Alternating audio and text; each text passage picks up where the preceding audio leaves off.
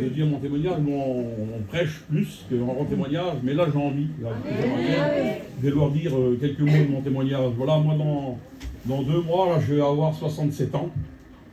Et avant que je naisse, mon père, il prêchait déjà l'évangile. Donc je suis né dans une famille où l'évangile a fortement fait son œuvre. Et puis on était très malheureux. On était une famille qui était très malheureux. Aussitôt que mon père s'est converti, mon père il travaillait, il chinait. Puis, voilà, il avait un métier qui était par la gloire de Dieu. Et aussitôt, il était chrétien, mon père. Tous les matins, il allait chiner et puis il mentissait. Mais il ne savait pas qu'il ne fallait pas mentir. C'était au début du réveil, ça. C'était en 1955. Alors le matin, il se levait, et puis il chinait les draps. Et tous les matins, il avait son baratin, et puis il allait, paf, il vendait. Ça marchait bien. Personne ne savait lire à l'époque. Il n'y avait pas d'enseignement. Vous comprenez? Je vous explique le début du réveil, comment c'était. Et avec des hommes comme ça, Dieu a fondé et a fait quelque chose. Vous savez, si nous on est quelque chose, c'est pas à cause de moi. Voilà, moi ça fait presque 46-47 ans que je suis baptisé. Mais c'est pas à cause de moi. Il y a eu des fondateurs avant nous. Il y a des hommes qui ont fondé, qui ont marqué. Amen. Et puis nous on est rentrés après, voilà, dans le champ. Et mon père, il faisait partie des fondateurs de cette mission. Et puis moi, je suis né là-dedans, dans cette famille. Et quand je suis né, c'était la misère chez nous. Parce que mon père avait arrêté le métier. Parce qu'il savait un petit peu lire. Il attachait les lettres, il faisait re et o, ro. Comme ça, il lisait la Bible. Vous comprenez? Et puis un jour, il ouvre la Bible, il était couché avec ma mère, là. Ils étaient dans le lit comme ça, là. Il ouvre la Bible, et puis il commence à lire, et puis il tombe dans un texte de la Bible qui disait aucun, me et en menteur, aucun menteur. Comme ça il disait. Vous comprenez? Vous savez quand Dieu il veut parler. Amen. Même qu'on ne sait pas lire, qu'on attache les mots, il va nous faire comprendre le message. Vous comprenez? Amen. Et puis c'était marqué, aucun menteur n'héritera le royaume des cieux. Il dit, soit dans ma mère, il dit, elle s'appelait Tenaille, ma mère. Il dit, Tenaille, on est perdu. Mais c'était tout mon père. Parce qu'il y en a qui savent qu'il ne faut pas faire ça, qu'ils le font quand même. Mais eux, ils ne le savaient pas. C'est pour ça que Dieu bénissait. Amen. Peut-être ça va choquer de savoir qu'un pasteur, avant, il mentissait. Mais il ne savait pas. Ça n'est pas. Quand tu es né du péché, tu restes dans le péché. Mais quand la Bible te vient vers toi, puis elle te fait découvrir qu'il ne faut plus le faire, et tu ne le fais plus, comment Dieu envahit son sang. Et puis il a dit à ma mère, ça, voilà, on arrête. Demain, c'est toi qu'il faut qu'il y aille. Ils n'allaient pas chiner. Ma mère, elle allait mendier à cause de l'évangile. On était en Italie, nous. Ma mère faisait le petit papier qui s'était marqué en italien. Parce qu'on était une famille de 5 enfants. On n'avait rien. Mon père, il partait le matin, il revenait le soir. Quand il partait, je dormais. Quand il revenait, je dormais. Je ne voyais pas mon père pendant des jours et des jours. Et il laissait ma mère sur un parking, une seule camping, en 1961. Et elle sonnait, ma mère, sur les petits... Comme ça, là. Vous avez vu les gens qui mendiaient au feu rouge, là? Comme ça, elle faisait ma mère. Elle disait, j'ai 5 enfants, on n'a rien. Elle ne chilait pas les sous, ma mère. Elle chilait la nourriture. Si vous pouvez me donner un peu de pâtes, des tomates. Et elle faisait de marmite de pâtes et puis on mangeait. Et j'ai grandi comme ça. Alors c'est peut-être qu'il y en a qui ne diraient pas ça. Mais je n'ai pas honte de le dire. Vous savez pourquoi?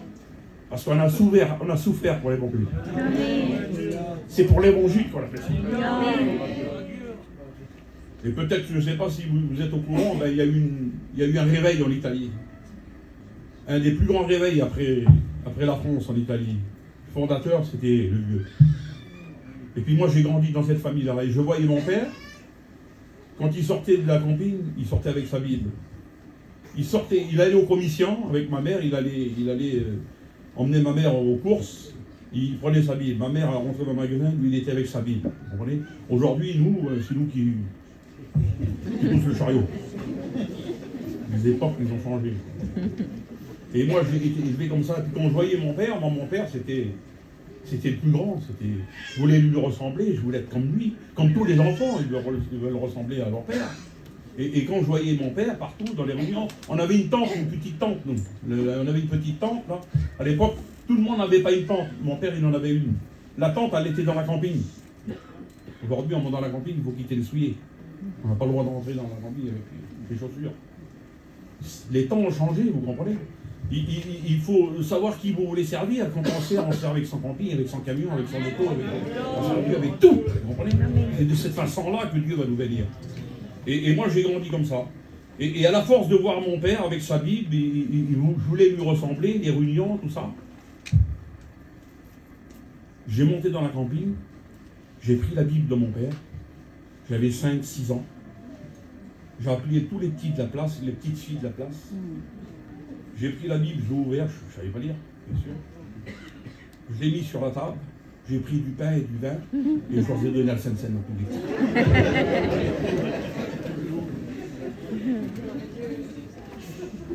Voilà dans la façon dont j'ai été élevé. Je voulais faire, je voulais ressembler à mon père.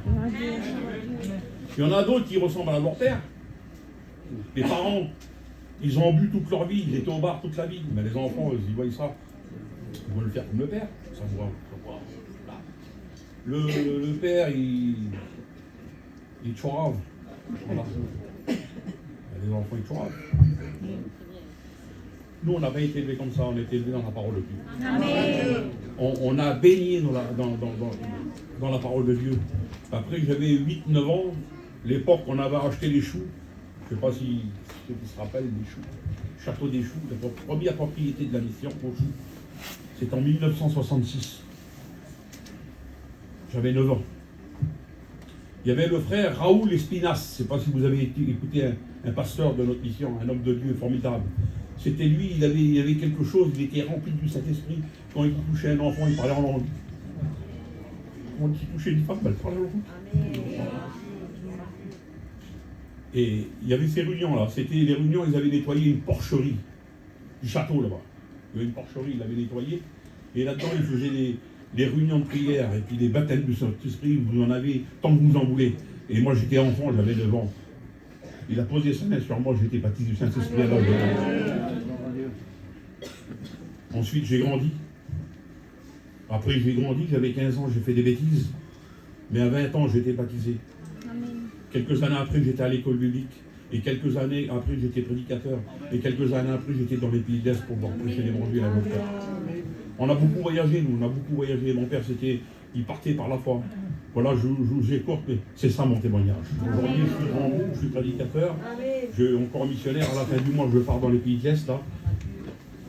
C'est pas facile. Il n'y a rien de facile dans les jours de Dieu. Si vous menez à l'évangile, je ne vais pas vous prêcher d'autres choses qui est marqué dans la Bible.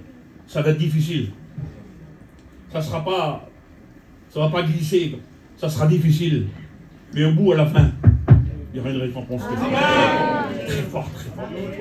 C'est ça l'évangile. La Bible elle dit, il n'est pas mieux apporter la paix, il est mieux